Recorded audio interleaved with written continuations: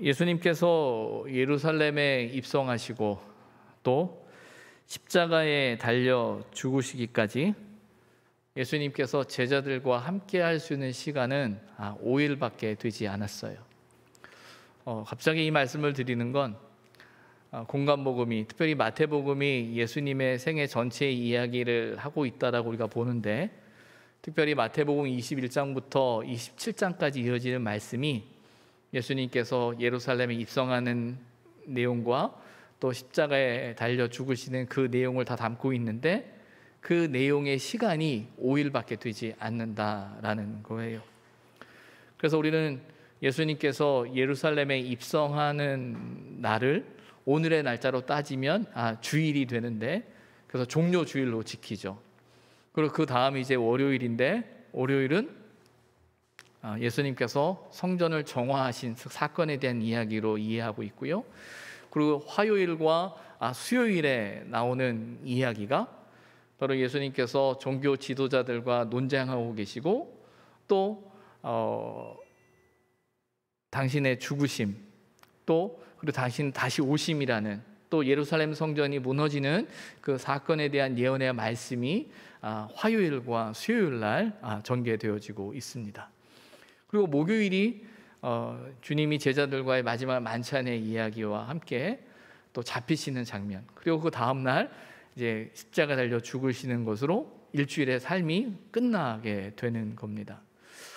우리가 지금 읽고 있는 그 본문의 내용, 특별히 24장 또 25장까지 이어지는 그 내용들은 말 그대로 화요일과 수요일에 있었던 그 주님의 말씀을 우리가 보게 되는 겁니다. 이렇게 보게 되면 오늘 읽는 이 말씀의 상황 속에 또 예수님께서 제자들에게 하시는 그 상황 속에 예수님의 마음이 어떨까라는 생각을 해보게 되죠.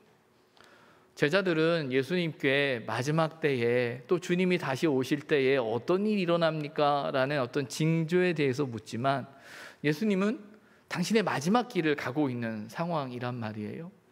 이제 며칠 뒤면, 어떤 면에서는 몇 시간 뒤면 십자가에 달려 죽는, 자신에게 주어진 그 사명을 감당해야 하는 그 상황이고, 이제 그 마지막 순간을 제자들과 함께 보내고 있음을 알고 계시기 때문에 예수님께서 제자들에게 하시는 말 한마디 한마디는 우리가 생각하는 그 말씀의 뜻이 무엇일까라는 내용적인 이해보다 예수님 마음속에 가지고 있는 더 깊은 간절함과 또 깊은 호흡이 있다라는 사실을 우리는 알아야 한다라는 거예요.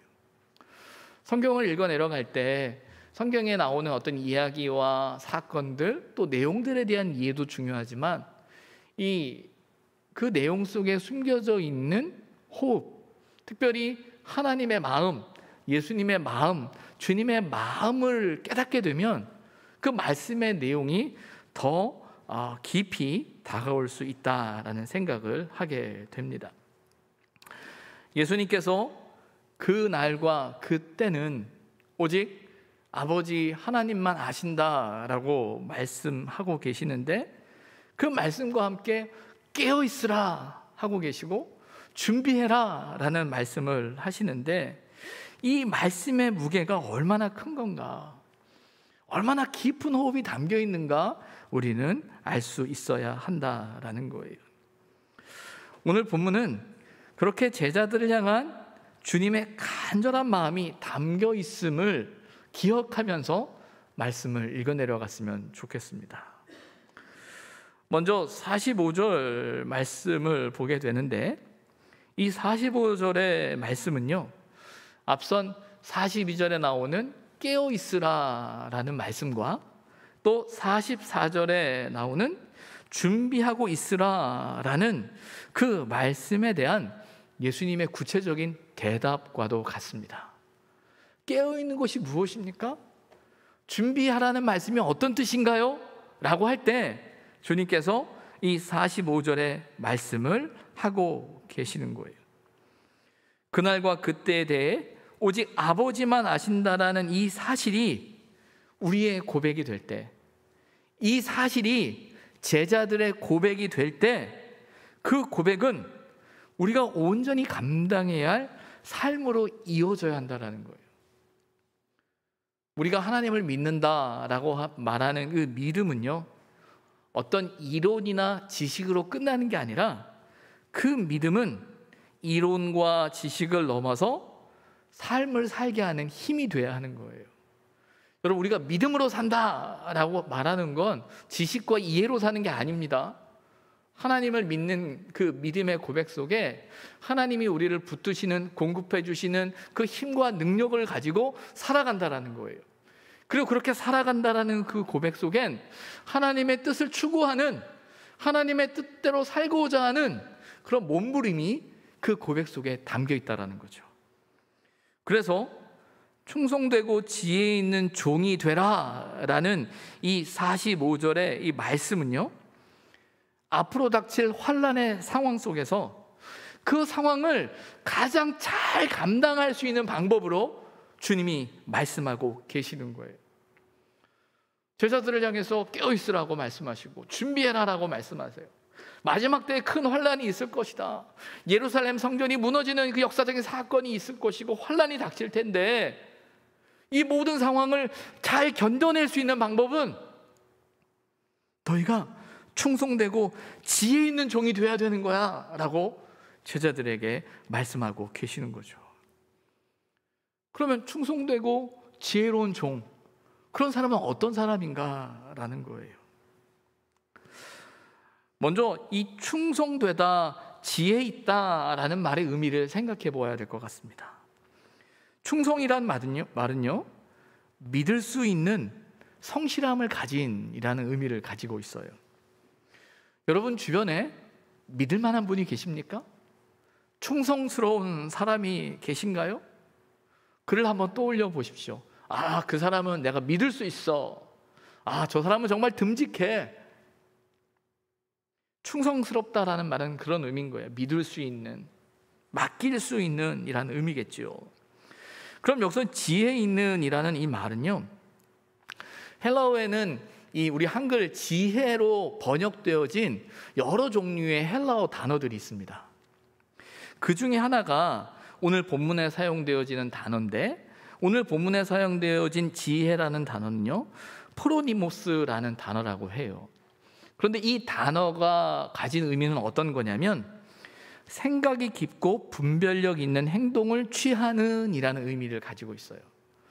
우리가 보통 뭐 지혜롭다라고 말할 때 우리는 때로는 학문이나 지식, 기술, 어떤 탁월한 능력을 가진이라는 의미로 지혜롭다라는 단어를 이해하고 해석할 때가 있는데, 오늘 본문에서 사용되어진 지혜는 그런 의미가 아니라는 거예요. 생각이 깊고요, 분별력 있는 행동을 할 수 있는 사람, 그 사람을 가리켜서 지혜 있는 이라는 말로 이야기하고 있는 거죠. 주변을 잘 살피고 사려 깊고 분별력 있는 행동을 하는 사람을 말하고 있는 겁니다. 그래서 충성되고 지혜 있는 종이다라는 이 말 속엔 성실하고 사려 깊게 책임을 다하는 사람이다라는 뜻이 있는 거죠. 그는 경거망동하지 않고요, 사려 깊은 사람이기에 늘 자기 자신의 위치를 바로 알고 행동하는 사람이다라는 겁니다. 무엇보다 주인의 마음을 너무나 잘 아는 사람이에요. 그래서 자신이 해야 할 일을 찾아서 성실히 해야 하는 거죠. 그러니까 주인이 뭘 원하는지 알아요. 그러다 보니까 그 마음을 헤아려서 그 일을 성실히 행하는 사람이다라는 뜻을 가지고 있습니다.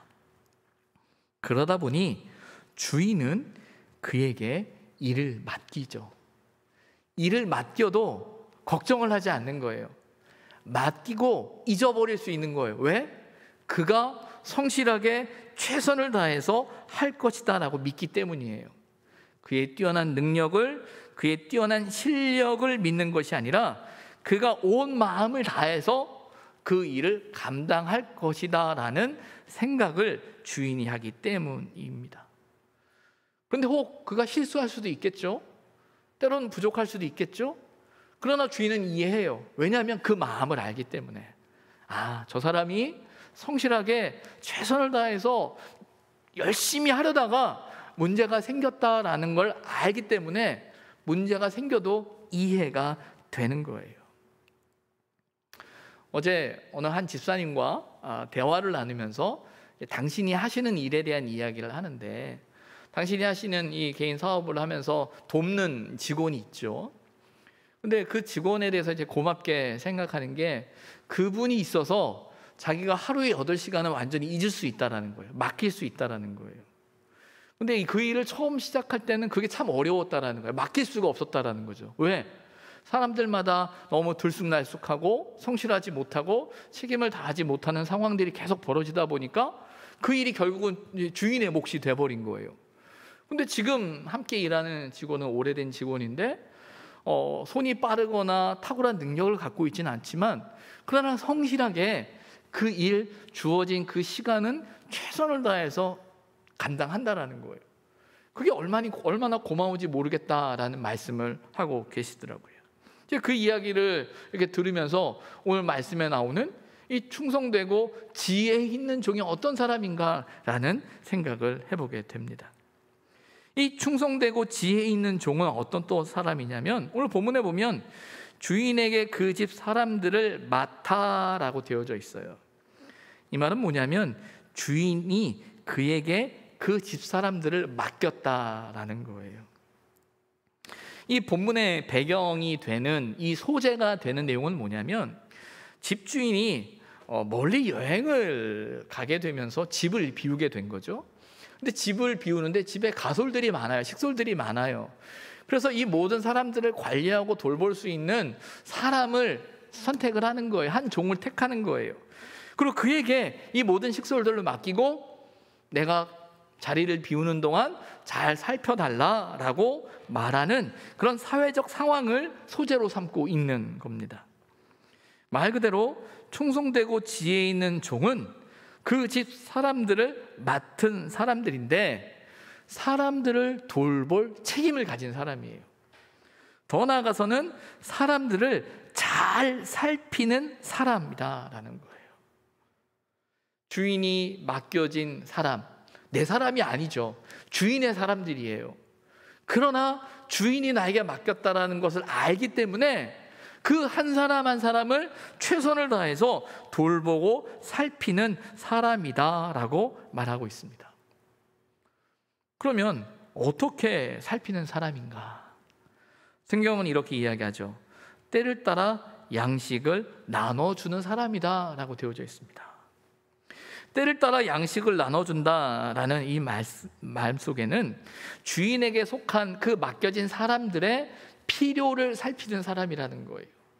그들에게 무엇이 필요한지, 어떤 것이 필요한지, 어떤 도움을 줘야 하는지. 어떤 면에서 내 사람은 아니죠. 주인의 사람들이에요. 그러나 주인이 나에게 맡겼기에 그 한 사람 한 사람의 필요를 살피고 돌보는 사람이다. 바로 그들이 충성되고 지혜 있는 종이다라고 이야기하고 있는 거예요. 마지막 때에, 그리고 주님이 다시 올 때까지 깨어 있어 준비하는 사람의 모습을, 오늘 성경은, 우리 주님은 다른 사람이 아니라 나에게 맡겨진 사람들을 살피는 사람이다라고 말씀하고 있는 거예요. 여러분, 예수님께서 마지막 때에 나타날 징조에 대해서 뭐라고 설명을 하셨습니까? 미혹과 미움이 커지는 때다라고 이야기하죠. 또 불법이 성행함으로 사람들의 사랑이 식어진다라고 이야기를 하고 있어요. 그 말이 갖는 공통점은 뭐냐면요, 사람들과의 관계가 소원해진다라는 거예요. 사람과 사람의 관계가 무의미해진다라는 거예요. 의미를 두지 않는다라는 거예요. 미혹한다라는 건 속이는 거잖아요. 미워하는 거잖아요. 그 더 나아가서 사랑하지 않는, 사랑이 식는 그 상황 안에서 그냥 모든 사람이 다 그러니까 나도 그래야지라고 하면서 그런 관계들이 깨어진다라는 것을 이야기하고 있는 거예요. 그런데 마지막 때를 견디는 지혜, 그는 어렵고 힘든, 서로를 미워하고 미혹하고 사랑하지 않는 그 상황 속에서도 서로를 진심으로 살피고 돌보는 사람이다라고 말씀하고 있다라는 거예요. 그럼 그에게 주시는 복은 무엇인가? 이어지는 46절과 47절에 이렇게 나오죠. 근데 먼저 46절을 보면 이렇게 이야기하고 있어요. 주인이 올 때에 그 종이 이렇게 하는 것을 보면 그 종이 복이 있으리로다 라고 말합니다.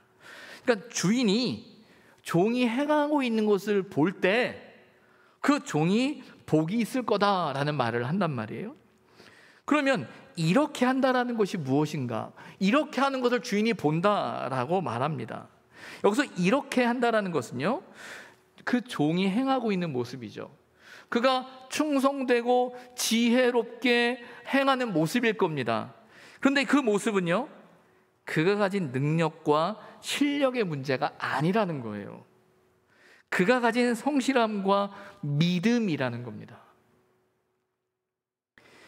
이 성실함과 믿음의 문제는요, 주인과 종의 관계로부터 나오는 거예요. 즉 주인에 대한 신실한 믿음이죠.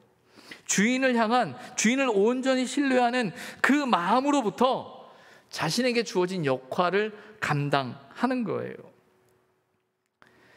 이 말은 마지막 때에 충성되고 지혜로운 종이 된다는 것은 하나님 앞에 충성되고 지혜로운 종이 된다는 말인데, 곧 주인이신 주님에 대한 신실한 믿음으로부터 우리에게 주어진 그 몫을 감당하는 자세라는 겁니다. 충성되고 지혜 있는 종의 출발은 그 주인에 대한 믿음으로부터 시작되어지는 거예요. 주인에 대한 신뢰가 있는 거죠. 그 주인을 향한 믿음, 주인을 향한 그 마음으로부터 나오는 거라는 거예요. 이런 믿음을 가진 종을 볼 때 주인의 마음은 어떨까요? 저 종이 그 주인을 바라보는데 주인을 믿어요, 신뢰해요, 기대해요. 그리고 어떻게든지 주인이 원하는 그 일을 행하려고 하는, 살피려고 하는, 깊이 고민하고 있는 그런 모습을 본단 말이에요. 그런 주인의 마음은 어떨까요? 제가 생각해 보니까 참 행복할 것 같아요. 좋을 것 같아요. 고마울 것 같아요. 어찌 보면 당연한 일이죠. 종이니까 당연히 그렇게 해야지 라고 말할지 모르겠지만, 그런 모습 속에서 주인을 향한 종의 마음이 이해가 되어지고 헤아려지는 거죠.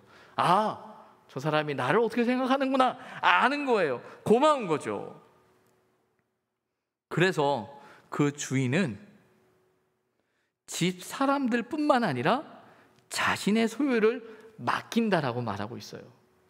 앞서서는 자신의 집 사람들을 맡겼다라고 되어져 있어요. 자신의 집에 사람들을 맡겼다라고 되어져 있는데, 오늘 본문을 다시 보게 되면 47절에 보면 주인이 그의 모든 소유를 그에게 맡기리라라고 되어져 있는 거예요. 사람에서 전체로 바뀌어버리는 거예요. 왜 맡길 수 있죠? 어떻게 맡길 수 있죠? 그가 능력이 있고 그가 실력이 있는 사람이기 때문이 아니라는 거예요. 그가 주인을 향해서 충성되고 성실한 마음을 갖고 있음을 보기 때문에 그 마음에 대한 보상인 거죠. 그의 믿음에 대한 보상을 주인이 한다라고 말씀하고 계시는 거예요. 그런데 이어지는 말씀을 보게 되면 이렇게 충성되고 지혜 있는 종이 있는 반면에 악한 종의 모습도 이야기하고 있습니다. 악한 종에 대한 이야기를 하면서 그를 이렇게 설명하고 있어요. 그의 생각에 대해서 말하고 있는데, 그의 생각은, 그 악한 종의 생각은 이거예요. 주인이 더디 오리라. 주인이 늦게 올 거다라는 거예요. 맞아요. 주인이 언제 올지 몰라요. 정말 늦게 올 수 있어요. 그래서 이렇게 생각하는, 이렇게 판단하는 그 종의 마음이, 생각이 맞을 수도 있어요. 그 사람은 참 똑똑한 사람일 수 있어요. 그런데 여기서 중요한 것은요, 일찍 오는지 늦게 오는지의 문제가 아니라는 거예요. 중요한 건 뭐죠? 주인이 온다라는 거예요. 주인이 오신다라는 거죠. 그러면 종의 입장에서는 주인이 언제 오느냐가 중요한 것이 아니라 주인이 올 때까지 자신의 역할을 어떻게 감당하느냐가 중요한 거예요. 그런데 악한 종의 모습은 어떤 거냐면요, 그가 너무나 똑똑한 나머지 주인의 오실 때를 맞추려고 해요. 주인의 오실 때를 알려고 해요. 그리고 그 때를 맞춰서 그 때가 오기 전엔 자기 마음대로 행하고 있음을 보는 거죠. 중요한 건 그 종은 똑똑하고 잘 알고 뛰어난 능력을 가지고 있는지는 모르겠지만 분명한 건 주인의 마음을 살피지 못하고 있어요. 주인이 원하는 것이 무엇인지 모르고 있어요. 종은 주인이 언제 올지를 맞추는 사람이 아니라 주인에게 맡겨진, 주인에게 허락받은 그 일을 하는 사람이라는 사실을 놓치고 있는 거죠. 이들은 주인과 온전한 관계가 없다라는 거예요. 주인에 대한 믿음이 없는 거죠. 주인에 대한 신뢰가 없는 거예요. 여기서 중요한 것은요, 믿을 수 없는 주인의 문제가 아니라 믿지 않는 종의 문제라는 거예요. 물론 종과 주인이라는 그 관계 속에서 볼 때 믿을 수 없는 주인이라는 어떤 우리의 생각, 상황 속에서 일어나는 생각들도 있을 겁니다. 그런데 여기서 말하는 가장 중요한 핵심은 뭐냐면요, 믿을 수 없는 주인의 문제가 아니라 믿지 않는 종의 문제라는 거예요. 주인을 믿지 못하기 때문에, 주인을 신뢰하지 못하기 때문에 자기 마음대로 행하고 있다라는 거죠. 근데 중요한 건 그 악한 종들에게도 맡겨진 사람들이 있었다라는 거예요. 앞서서 충성되고 지혜 있는 종들은 어떻게 했습니까? 자신에게 맡겨진 사람들을 잘 살피고 돌볼 뿐만 아니라 그들의 필요를 채우는 사람들이었어요. 그런데 오늘 본문에는 뭐라고 나오냐면 49절에 동료들을 때리며 라고 되어 있어요. 그들이 동료들을 때린다라고 되어져 있습니다. 근데 이 동료들을 때린다라는 이 표현이 갖는 시제적인 의미는 어떤 거냐면 그들이 동료들을 때리기 시작한다라는 거예요. 주인이 자리를 비우고 집을 떠났을 때 그 집을 맡은 그 악한 종이 동료들을 때리기 시작한다라는 의미예요. 이 말이 갖는 의미는 뭐 어떤 거죠? 그들이 철저히 주인의 눈앞에서만 잘하려고 한다라는 거예요. 주인의 눈앞에서는 정말 잘하는 것처럼 해요. 그런데 주인이 사라지는 순간, 주인이 떠나는 순간 자기 마음대로 행하고 있다라는 거죠. 주인의 마음을 살피거나 다른 사람들의 필요를 살피기보다 철저히 자기 생각대로 행하고 있는 그 모습을 말하고 있어요. 더 나아가선 술 친구들과 더불어 먹고 마신다라고 말하고 있습니다. 이 말은 맡겨진 사람들에 대한 필요를 채우는 책임감 있는 행동이 아니라 자신의 역할과 임무를 완전히 잊어버리고 무절제한 행동을 하고 있는 그런 모습을 설명하고 있는 거예요. 철저히 자신만을 위해 살고 있는 거죠. 충성되고 지혜 있는 종이 있고요, 악한 종이 있습니다. 충성되고 지혜 있는 종은 주인의 뜻을, 주인의 마음을 살피고 자신에게 맡겨진 그 일에 최선을 다해서 하는 것이 주인을 위한 일이라는 걸 아는 사람이에요. 그러나 악한 종은요, 주인이 없는 그 빈틈을 타서 자기 마음대로 하는 사람이죠. 자기 생각에, 자기 상황에, 자기 형편에 집중하는 사람이라는 거예요. 이런 그들에게 생각하지 않은 날, 알지 못하는 시각은 어떤 날이 되겠습니까? 여기서 말하는 생각하지 않은 날, 알지 못하는 시각은 어떤 날이죠? 주인이 오시는 날이에요. 주인이 오시는 날이라는 거죠. 그러면 충성되고 지혜 있는 종에게 이 날은 어떤 날이 될까요? 기쁨의 날이죠. 아, 주인이 오시는군요. 제가 열심히, 주인이 안 계시는 동안 제가 열심히 잘 살폈습니다라고 말하면서 주인에게 그 기쁨을 반가이 맞이하겠죠. 근데 악한 종은 어떨까요? 이 날은 어떤 날이죠? 고통의 날이 되는 거죠. 충성되고 지혜 있는 종에게 이 날은 축복의 날이고 보상의 날이에요. 이 주인이 왔으니 그가 행한 모습을 보면서 주인으로부터 칭찬을 받을 날이죠. 그러나 악한 종은요, 이날은 저주의 날이고 징계의 날이 되는 거예요. 그래서 아마 악한 종의 입장에서는 가능하면 늦게 오시길 바랄지도 모르겠어요. 아니, 안 오셨으면 좋겠다라고 생각할지도 모르겠어요. 그러나 충성되고 지혜 있는 종은 빨리 주인이 좀 오셨으면 좋겠다, 빨리 오시기를 바라는 그런 마음일 겁니다. 여러분, 분명히 같은 날이에요. 생각하지 않은 날, 알지 못하는 시각은 같은 날이에요. 그런데 중요한 건 다르게 느껴지고 있어요. 여러분, 여기서 중요한 건 그 날과 그때를 알고 모르는 것보다 더 중요한 것은요, 그 날이 우리에게 어떤 날이 될 것이냐라는 거예요. 앞서서 그 날과 그때는 알지 못한다라는 것, 때로는 우리가 그 날과 그때를 알아야 그 날과 그때를 더 잘 준비할 것처럼 생각 드는데, 성경에서 말하는 건 그 날과 그때를 아는 것이 중요한 것이 아니라 그 날이 우리에게 어떤 날이 될 것인지, 우리가 어떻게 준비할 것이냐가 문제라는 거예요. 예수님께서는 이렇게 말씀하시죠.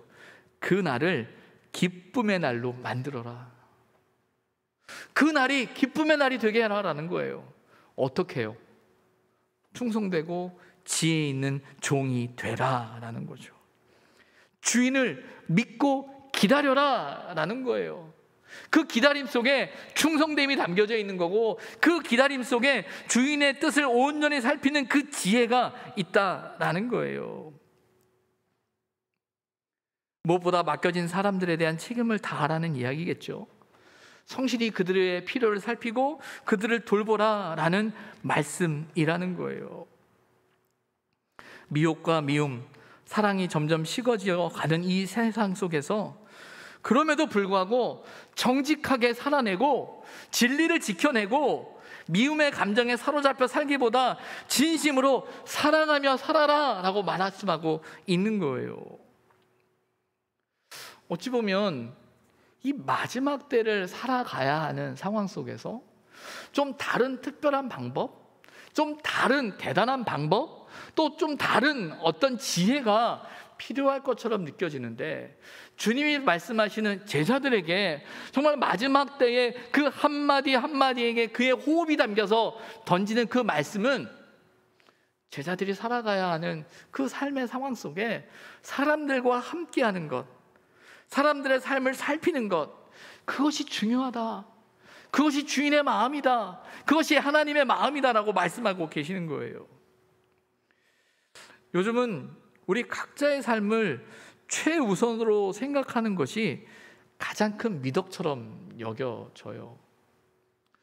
사실 교회에서도 교우들의 삶을 이렇게 살피고 또 성도들을 위해서 기도하고 할 때, 성도들이 경험하고 있는 삶의 상황과 형편과 처지가 다 다르기 때문에 그 부분을 놓치지 않으려고 많이 노력을 하죠. 또 중요하고 또 살펴야 된다라는 책임감을 가져요. 우리의 삶은 소중합니다.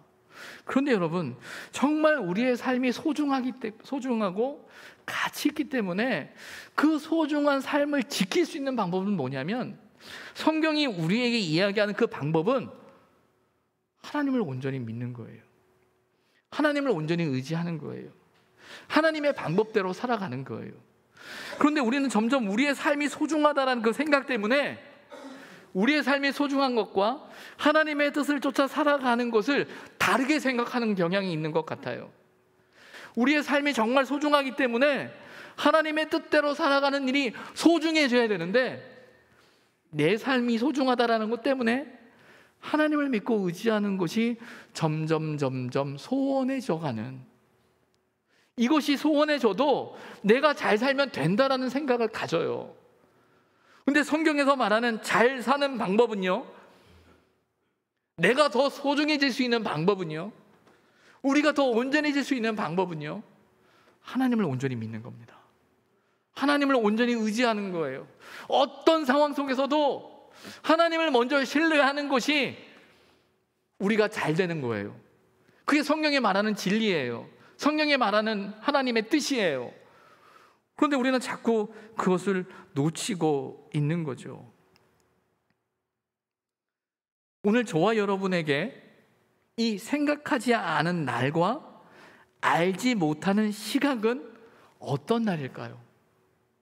우리에게는 이 날은 어떤 날이냐라는 거예요. 지난 추석 명절을 보내면서 저는 목양실을 정리를 좀 했어요. 제 나름대로는 열심히 정리했는데 이 표는 별로 안 나요.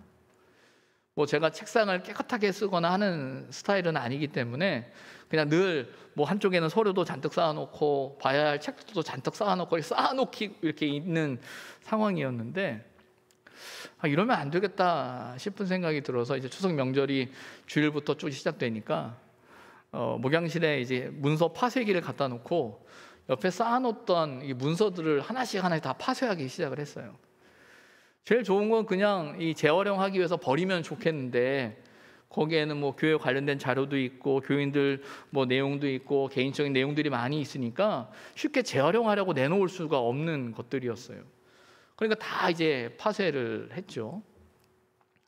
근데 문제는 이 파쇄기가 문제인 거예요. 이게 계속 집어넣으면서 종이를 이렇게 파쇄할 수 있으면 좋은데 한참 돌리다 보면 그냥 멈춰버려요. 아마 모터가 과열되기 때문에 그런 것 같아요. 근데 멈췄다가 바로 다시 돌아오면 상관없는데 한참을 쉬더라고요. 진짜 한참을. 좀 열받을 만큼 쉬더라고요. 그래서 얘는 별로 일도 하지도 않고 그렇게 쉬나 싶은 생각이 들 만큼. 그러다 보니까 정말 하루 왼종일 그 문서들을 다 파쇄했어요. 다 파쇄했는데도 불구하고 아직도 남았어요. 근데 이렇게 쭉 파쇄하면서 생각이 드는 게 야, 내가 이거를 왜 모아놨지? 라는 생각이 드는 거예요. 왜 그러냐면 나름대로는 중요하다라고 생각했던 거였는데 한 장 한 장씩 파쇄하다 보니까 이게 별 의미가 없어진 거죠. 제가 갑자기 이렇게 하게 된 이유가 있어요. 그 이유 중에 하나가 뭐냐면 40주년 주일 예배를 마치고 나서예요. 40주년 예배를 마치고 나서 정말 하나님께서 지난 40년 우리 교회를 지키시고 인도해 주심에 대한 깊은 감사가 있고 또 그 감사를 함께 교우들과 나누면서 그 기쁨이 있었던 게 사실이에요. 그런데 그런 감사의 마음뿐만 아니라 40주년 주일을 마치면서 이제 우리가 꿈꿔야 될 50주년에 대한 소망과 기대가 생기면서 40주년을 마치는 그 다음 월요일은 50주년을 향한 첫 번째 날이잖아요. 그럼 제 마음속에 어떤 생각이 드냐면 그래, 이제 우리 앞으로 가야 할 날들에 대한 어떤 기대가 생기는 게 맞아요. 기대가 생기는 거예요. 근데 기대와 함께 제 마음속에 어떤 마음이 생겼냐면 책임감이 밀려오는 거죠. 이제 50주년 우리 교회는 어떤 교회가 되어야 되는 거지? 이제 앞으로 우리 교회는 어떻게 되어야 되는 거지? 하나님께서 40주년의 시간 속에 여기까지 은혜를 주셨는데 앞으로의 시간은 어떻게 되는 걸까? 라는 어떤 그런 생각과 함께 책임감이 제 마음에 커지는 겁니다. 이런 말이 있더라고요.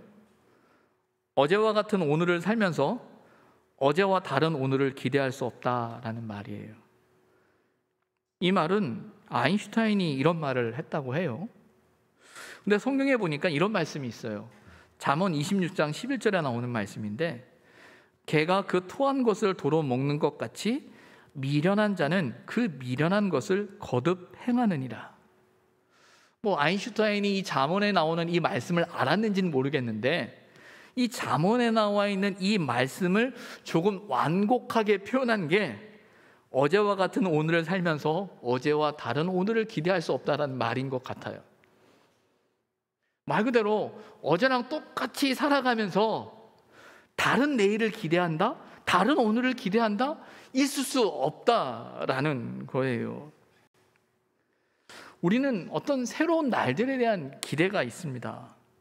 근데 여러분요, 새로운 날들을 우리가 만드는 것이 아니라 우리가 새로운 날들을 어떻게 준비하느냐에 달려있다는 사실을 놓치지 말아야 돼요.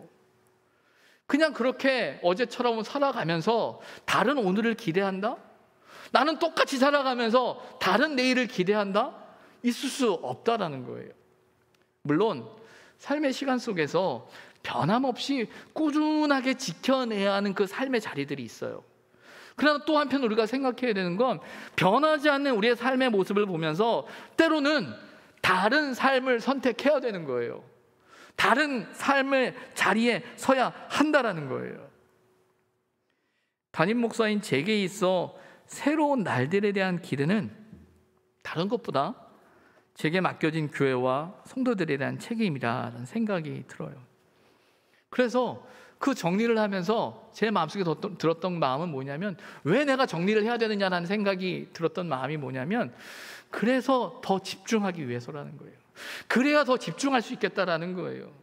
이것도 중요하고 저것도 중요하고 분주하게 흩어져 있는 많은 것들이 아니라 정말 내가 놓치지 말아야 될 것이 무엇일까라는 그 생각을 하면서 정리하기 시작했던 거죠. 하루 종일 종이를 파쇄하다 보니까 저도 모르게 제 마음속에 있던 어떤 감정의 찌꺼기들도 정리가 되더라고요. 계속 종이들을 이렇게 파쇄하다 보니까 저도 모르게 제 마음속에 있던 어떤 감정들이 정리되는 그런 생각이, 그런 느낌이 들었었어요. 여러분, 저와 여러분의 삶 속에서 주님의 오심을 기다린다는 것이 무엇일까요? 그냥 이렇게 살다 보면 어느 날 주님이 오실 것이고, 주님이 오시면 천국 가겠지. 물론 그런 믿음이 있다는 건 감사한 일이라고 생각합니다.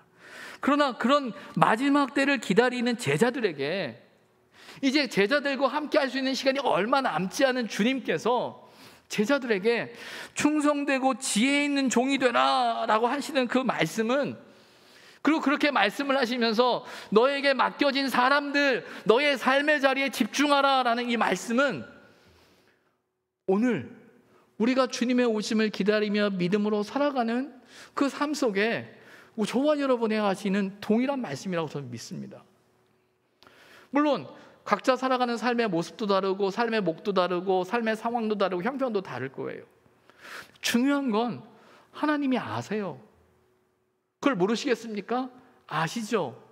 그리고 그 아시기 때문에, 그럼 주님, 제가 어떻게 해야 합니까? 제가 어떻게 해야 주님의 마음을 헤아리고, 어떻게 해야 주님의 뜻을 쫓아 살아가는 거고, 어떻게 해야 하나님의 뜻을 이루는 삶이겠습니까? 라는 그 고백 속에서 우리에게 주어진 삶의 몫을 찾아야겠죠.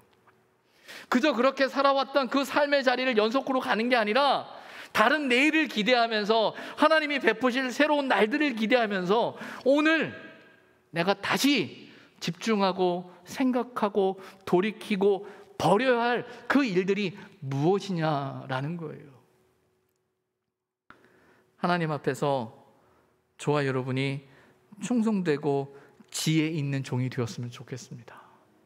하나님의 뜻을 헤아리고 또 그렇게 끝까지 주님을 기다리는 그 은혜가 저와 여러분 가운데 있기를 주님의 이름으로 부탁을 드립니다.